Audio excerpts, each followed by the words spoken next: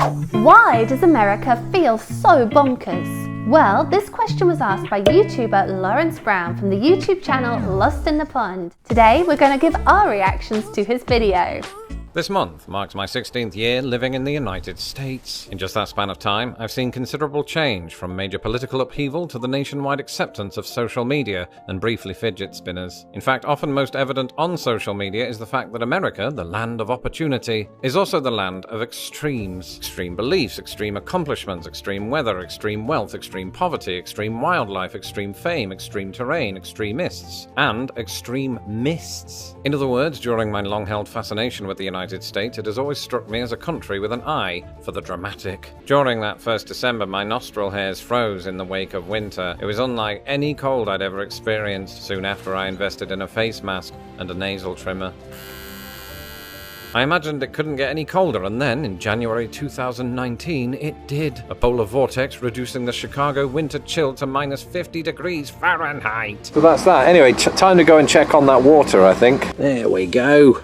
What's that in Celsius, Lawrence? Easy, minus 45 degrees, or 18 degrees colder than the coldest temperature ever recorded in Britain. On top of that, last year I experienced a thunderstorm, a giant hailstorm, and a tornado warning, all in the space of about 4 minutes. So our husband's families are from Chicago or the surrounding areas. I have been there in winter. Here's a picture. It was cold, and I'm not going to go back there in the winter time. I also lived in Indiana for a time, in Indianapolis, and we had the big ice storms where we weren't allowed really to leave our houses. Yeah. It is a country of extremes. It really is, yeah, because while all that's going on in the winter of the north, the summers here in the south are absolutely sweltering. We do get extremes of weather apart from the heat. Here's a picture of Lucy experiencing a monsoon in Tucson, Arizona.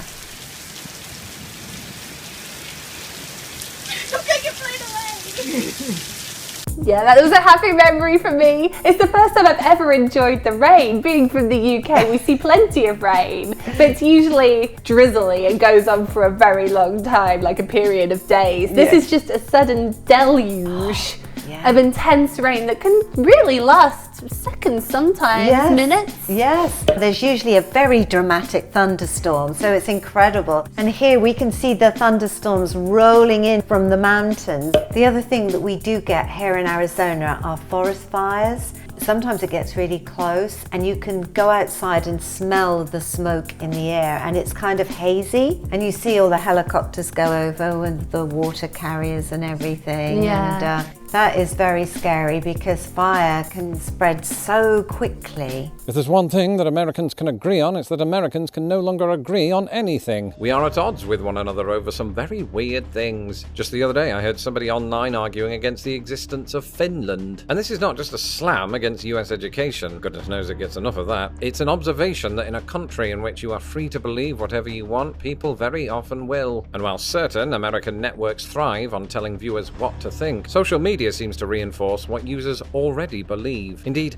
I moved here at the dawn of the social media age. As platforms became increasingly powered by algorithms, we Americans, like most of the world, came to devour what merely confirmed our bias. And in a country whose First Amendment lends itself strongly to difference of opinion, social media achieved something the printing press never could, keeping the nation polarized on a minute-by-minute basis. I can't help but feel that this is powered in part by the absolute monetization of everything everywhere all the time. When people, including myself, are rewarded for high engagement, boundaries will be pushed to the limit in order to eke out those extra dollars. One extreme that Lawrence touched on, I've definitely noticed, is extreme theories that seem to come up in America quite a lot and are presented as fact. I think that there's a feeling in America that someone's always trying to trick you, or someone's always trying to con you. Americans are very worried that they're always being scammed. Anything that kind of goes against the mainstream gets a lot of attention, I think because of this feeling that people in power are trying to fool us.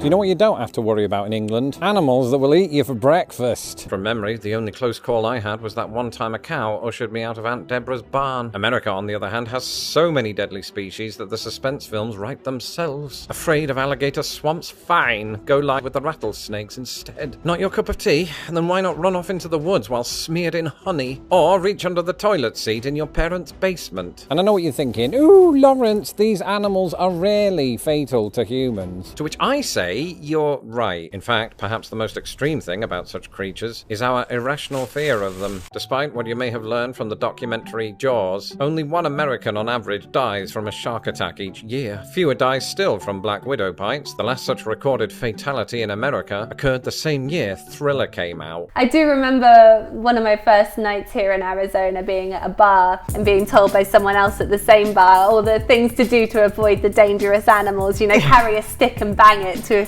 get rid of the rattlesnakes, and, you know, have poison on hand at all times for the bugs and things like that. The actual fatalities are very low, but even so, I don't want to risk it. I don't want to be one of the unlucky few. No, one of those statistics. Yeah. Rattlesnakes, bobcats, mountain lions, javelina, some spiders, scorpions. Yes. Which is quite terrifying coming from, like Lauren says, a country where our most dangerous animal is probably the cow. The cows can be very dangerous. Yes. Yes, Daisy may look cute, but she's responsible for the deaths of 74 people in the last 15 years in the UK.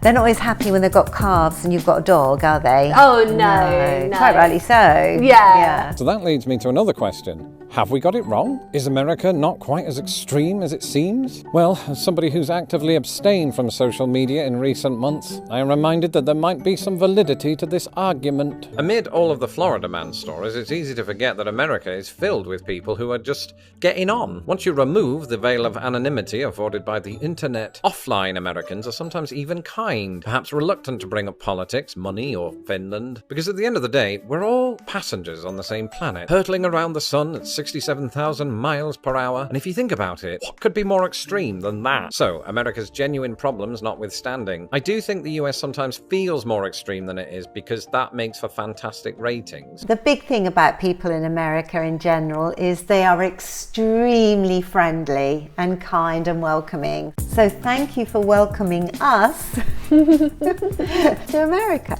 Yes, that's one thing I don't think gets enough attention, is the kindness of Americans and the generosity of Americans. And it's one thing that really that you do notice when you come out here. People are so giving, people are so generous, people are very thoughtful, very willing to share what they have and share themselves, share their stories, share their ideas. And it is a wonderful place to live from that perspective. Do you think Americans are extreme? If so, why are they extreme? Please comment below. If you've enjoyed this video, then please give us a big like and maybe subscribe to see more of our videos. We'll see you again soon.